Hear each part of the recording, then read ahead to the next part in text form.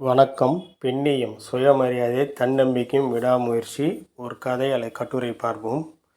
அருண் என்பவர் வாழ்ந்து வந்தார். அவருடைய மனைவி பெயர் லட்சுமி அவர்கள்.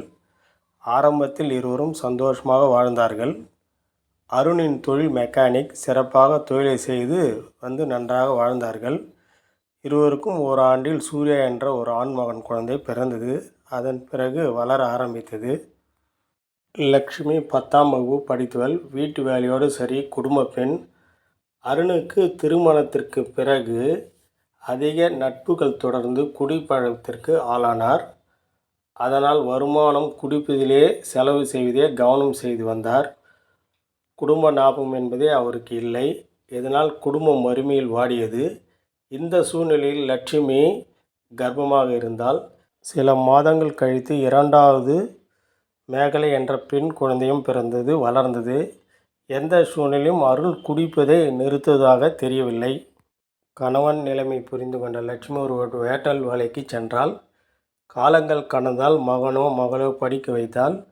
தன் கணவன் வேலைக்கு செல்லாமல் குடிபோதையில் அடிமையாகிவிட்டார். கணவரின் நண்பர்கள் கை கொடுக்கவில்லை.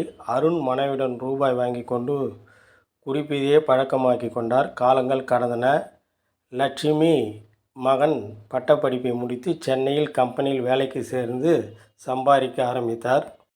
இச்சூழலில் அருண் உடல்நிலை பாதிக்கப்பட்டு மரணமடைந்தார். இதனால் குடும்பம் மேலும் பல இன்னல்களை கண்டது. லட்சுமி உடன் பிறந்தவர்கள் இருவர். அவர்களும் தினக்கூலிக்கு கடையில் வேலை செய்பவர்கள். தன் கணவனுக்கு பிறந்த சகோதரர்கள் இருவர். ஒருவர் மூத்தவர் நல்லவர், இளையவர் அருணை விட அதிகமாக குடிப்பவர். அதனால் அருண் மரணத்திற்கு அருணின் மூத்த தம்பி செலவு செய்தார். அதன் பிறகு காலம் கடந்து லட்சுமி தன் மகள் மேகலையை இளம் பொறியியல் பட்டதாரி பட்டம் பெற செய்தாள். ஆனால் மேகலைக்கு படித்த படிப்பில் ஈடுபாடு இல்லாமல் பியூட்டி பார்லர் கற்றி கொண்டு வைத்தார். நன்றாக சம்பாதித்தார். லட்சுமி மறுபடியும் நகைக்கடை வேலைக்கு சென்றால். மூவரின் வருமானமும் தன் குடும்ப செலவு போக மீதமுள்ளவற்றை நகைகள் வாங்கி சேர்த்து வைத்தார்கள். 2 ஆண்டுகள் ஓடின. லட்சுமி தன் மகள் வேலைக்கு தன் கணவர் வழியுள்ள முறைமாமனுக்கு பிரம்மாண்ட முறையில் திருமணம் செய்து வைத்தாள். மேகலையும் தன் கணவருடன் மிகுந்த செல்வ செழிப்புடன் வாழ்ந்து வந்தாள். 3 ஆண்டுகள் கடந்தது.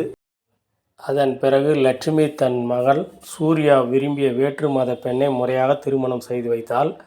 அதன் பிறகு லட்சுமியின் மகள் மேகலை தன் அம்மா லட்சுமியை வேலைக்கு அனுப்பாமல் தன் கணவரின் அனுமதியின் தன் வீட்டில் தன்னுடன் வைத்து கொண்டாள். ஆரம்பத்தில் லட்சுமி வாழ்க்கை எப்படி இருந்தாலும் இன்று மிக சந்தோஷமாக வாழ்கிறாள். கணவன் இறந்த பிறகு லட்சுமிக்கு பல அவமானங்கள் ஏற்பட்டது.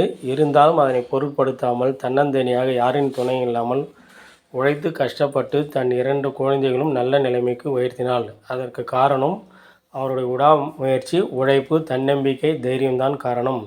இப்போது மகள் வீட்டில் வேலைக்கு செல்லாமல் மிக மிக மகிழ்ச்சியுடன் சந்தோஷமாக வாழ்ந்து கொண்டிருக்கிறாள். எனவே பெண்கள் மனதைரியத்துடன் வாழ வேண்டும். பெண்ணே, நீயே உலகம்.